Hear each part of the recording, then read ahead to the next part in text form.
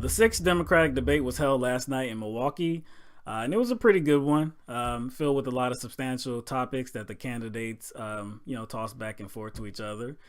The first question that was posed to them was about how large government will grow under their presidency.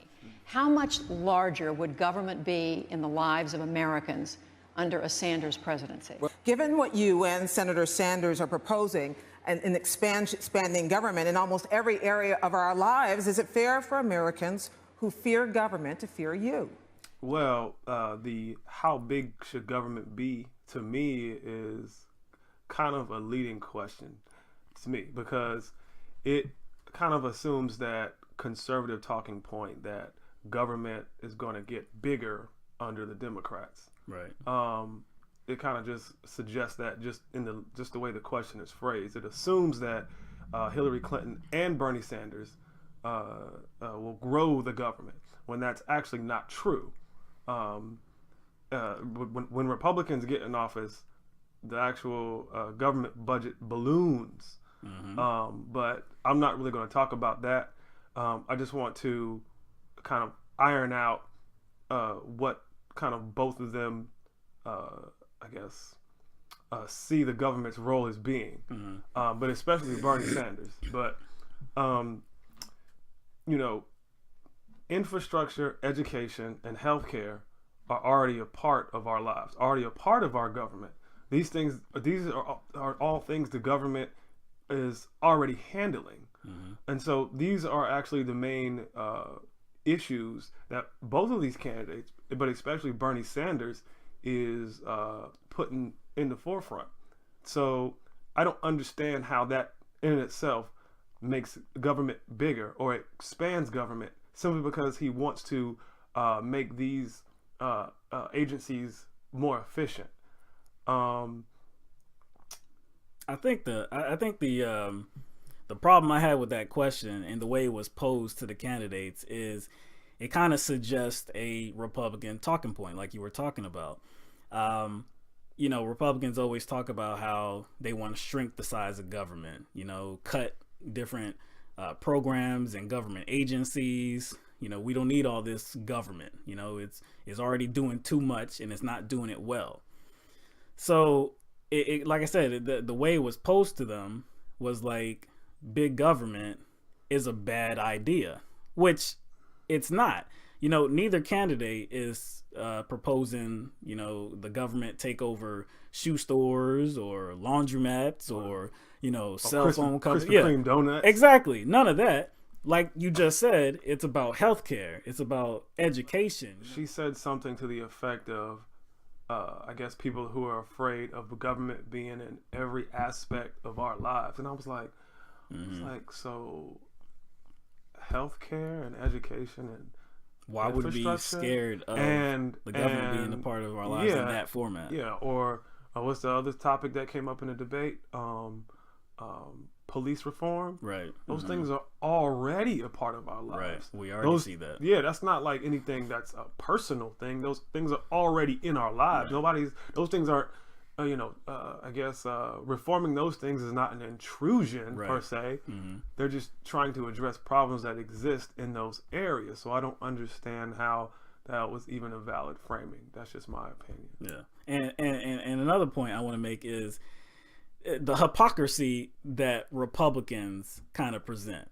And like I said, it comes to this issue because of the way that question was posed. Again, Republicans, they rail against big government, being in a part of our lives. We should be scared of it. We shouldn't want it. So these things that the Democratic candidates are suggesting be implemented, and not even really implemented, like you said, be reformed so that it benefits the majority of us. It's all bad.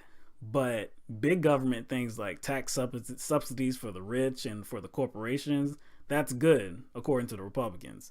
The military, the biggest big government that there is, we can't spend enough on the military. We already outspend what I think it's like the next eight countries combined on military defense. But they want to hulk it Yeah, up. if you watch their debates, every time they talk about the military, they're talking about rebuilding the military. We need to rebuild the military, this and that. Well, how big does it need to get? And not only that, wouldn't rebuilding it cost a lot of? It would damn cost money? a whole lot. And like I said, what's wrong with it right now? Can anybody actually say what's wrong with it? Obama. I mean, that's what's wrong. Obama's wrong with it. Exactly. That's why I like to use the word reform, because essentially, that's what's going to happen, because there's going to be different mechanisms that are going to be in play. Right. But they're going to be old mechanisms that go away too. Right. That's the thing. When you kind of, when you replace something, or some of the old kind of goes away. So it's not like they're doing stacks on stacks. Yeah. It's not like they're just stacking and everything. There's some things that are going to go away. Right. Now, to be fair, in the case of Bernie Sanders, who wants to implement universal, health care and do away with the private insurance healthcare system. Okay, now you could argue that would increase the size of government because they would be taking care of the healthcare industry. Now, but should you fearmonger and say that's a bad idea for government to do that? Because I could say it's a bad idea for private health insurance companies to be involved in private health insurance. And you know what? To be involved in health insurance. And also, honestly, in the answering of the question, I think Hillary Clinton kind of continued that type of fear mongering by actually using.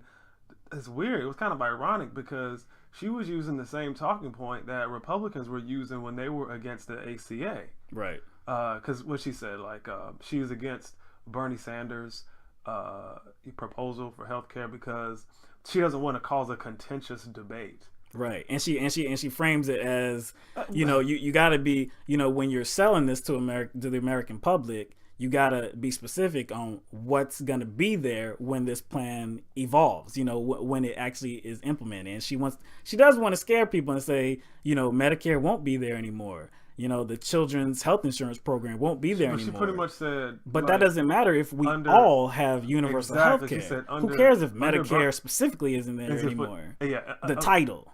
She's worried about the title. Yeah. And she was like, Medicaid. People will be worse off. And I was like, how would they be worse off if you have universal health care? She's attacking Bernie Sanders' plan the same way. Yeah. She criticized the Republicans for attacking Barack Obama's plan. Right. That's true. Because they were saying things like, rationed health care, like death panels. Yeah.